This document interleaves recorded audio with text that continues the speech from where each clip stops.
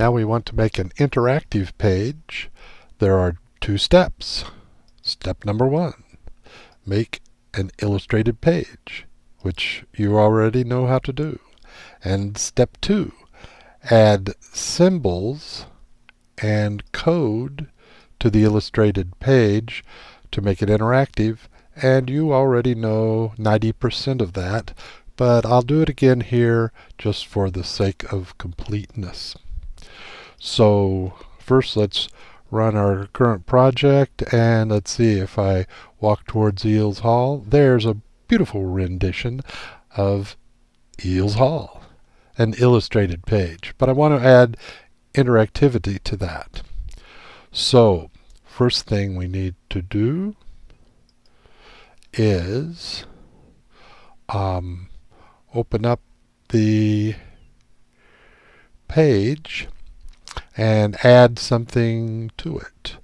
Well, let's try to add a button first. Now, just to keep things organized, it's probably a good idea to put this in a separate layer.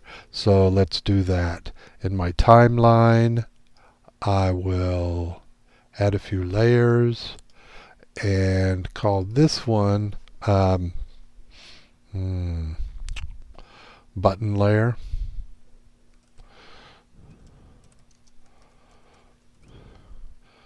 Okay, and I want to make sure that I only work with it for a while, so I'll lock these others and then click on the button layer. Now see if we can add a button. Here we go. Scoot this over a little bit. Here's a bar cap to blue button. I'll add that to my Eels Hall folder. And let's change the name of it to Eels Hall button. That ought to be good.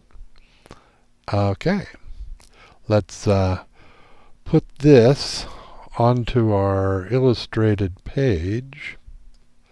Oh, it's kind of a small button, so let's see if we can make it bigger.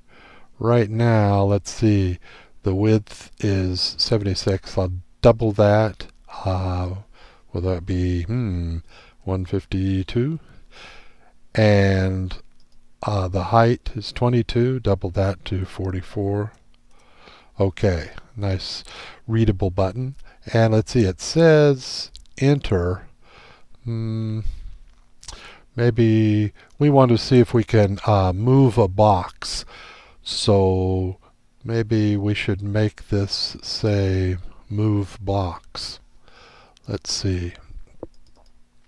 If we double click the button and get to the text layer there, looks like we can change that.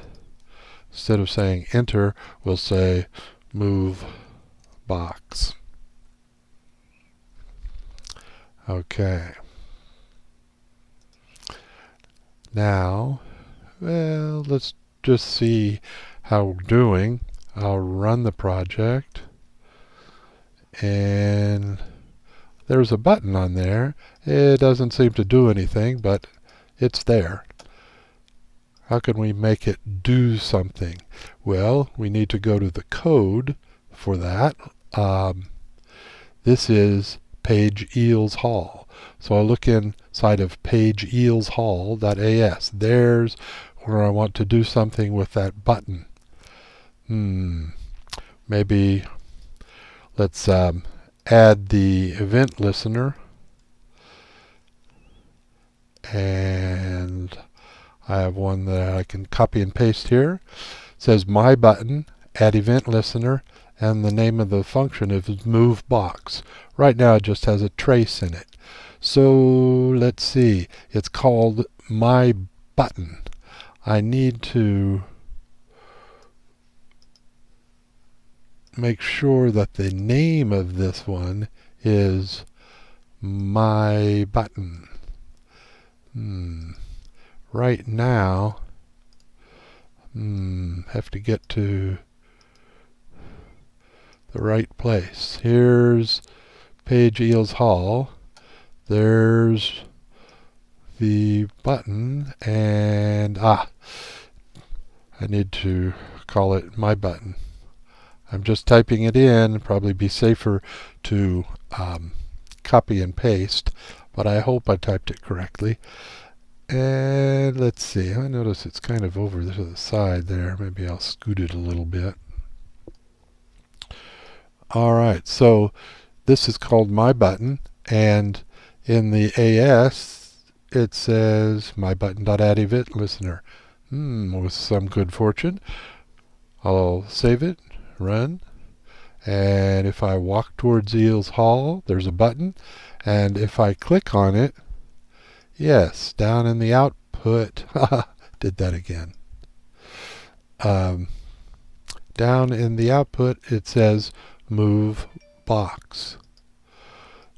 Let me see if I can reorganize this window. Okay. Click move box several times, and yes, I see lots of output.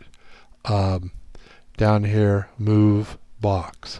So I've successfully connected my button, but it's not too exciting.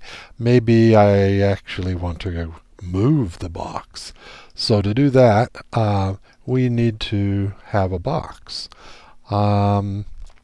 Need to make a new symbol.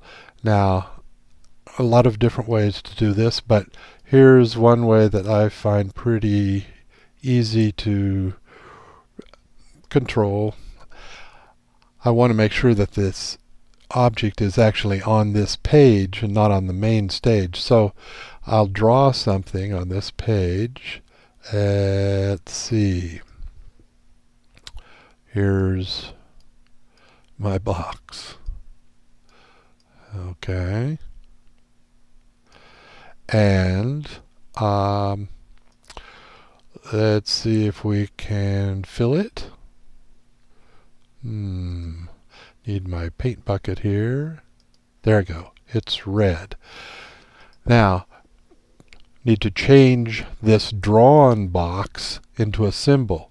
So just highlight it and then choose under the menu modify convert to symbol, and we need a name. Let's call this Eels Hall box. Okay, now it's saved there. I'm not going to use any action script for this one. We'll just change the location of the box. So I'll just click OK. I have a symbol. There it is. And I should give it a name. What do we call this one? Well, maybe how about the Eels Hall box. Okay. So that's the name of it. And now I can do something with that box.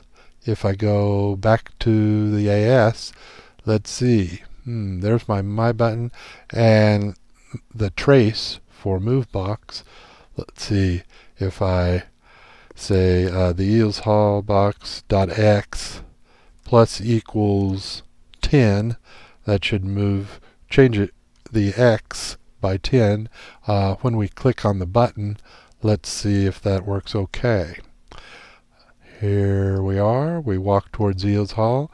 I've got a box and a button. If I click on it, yes, the box moves along. Well, that's nice. It's definitely interactive, but the user wasn't actually required to do that. They could have simply arrived at this page and continued on. I want to make it so that they really can't go past the page until they do something in particular. That means that I have to make it so that the options are not visible. And so in the constructor for the page eels haul, we'll put this line, show options false. Now if I run it and walk towards eels haul, there are no options at the bottom. I cannot continue until I move the box. And in fact, there's no if statement to turn the options back on, so I can't ever go beyond this. I need to add a little something more to the move box method so that if the box reaches a certain point, then we'll show the options. And so here's the code for that. If the eelsbox.x is greater than 150, we'll trace box is in the right place and show options is true. Else, it's not yet in the right place and show options is false. Okay. Let's move this up a little bit so we can see the output as we run it. And here we go. We're walking towards Eels Hall. Yes, the output says we're there, and we see move box. Yes, when we click it, and the output says, the box is not yet in the right place. Still not. Okay, well, there. It finally is in the right place, and now the options are available. So I can continue. One thing I happened to notice, it was hard to tell if it would ever get in the right place because I didn't actually print the location of the box. I'll add that here to my trace move box. So now it should print out move box and the eels haul box.x. Let's try that one more time. So here we walk towards eels haul, and when I move the box, it says, right now I'm at 28, now 38, 48, 58, now 78, now 108, now 128, 148, next time. Yes, there we go. Enter the building, and we continue.